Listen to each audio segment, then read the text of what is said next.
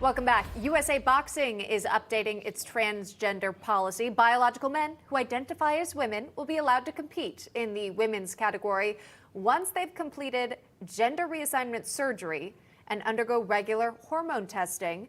This was just announced in a recent press release. Under the section Transgender Policy, USA Boxing notes minors must compete in the category of their birth gender. But they add, quote, a boxer who transitions from male to female is eligible to compete in the female category if certain conditions are met. So here they are. The boxer must show their testosterone levels are below a certain ratio for at least 48 months prior to their first competition. Joining us now to weigh in, Cara Castronuova is an American champion boxer and Newsmax correspondent. Cara, welcome. Thanks so much. We actually played this video in the tease. You're in the ring. You've got experience, by the way, fighting, taking on the challenger in the yellow, looking great. But talk to us about these new plans for USA Boxing. Is this fair?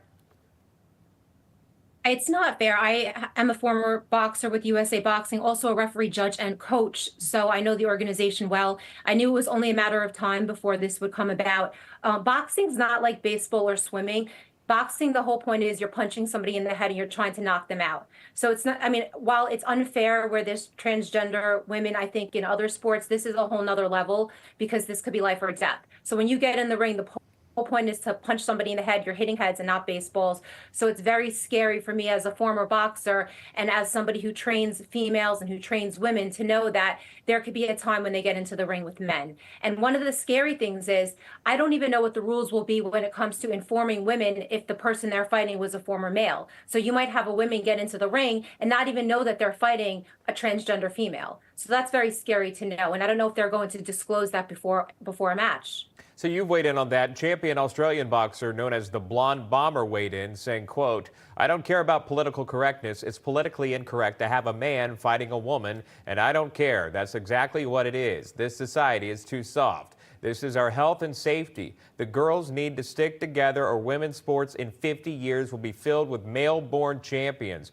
What's going to happen in international events like the Olympics if a biological man goes up against a biological female from, say, England? How will this work? Again, that from the Blonde Bomber. Did you want to tag on that, what she said? Do you agree with what she had to say? It's dangerous. I've sparred extensively with both men and women, and the power of a man is just completely different to the power of a female. And it's scary because, you know, I've been hit really hard in my life by some of the best females out there, and I haven't got knocked out. But I could get hit by a guy who's not as skillful as me, and I've actually had a flash knockdown where I've almost fallen to the ground because the power is so different.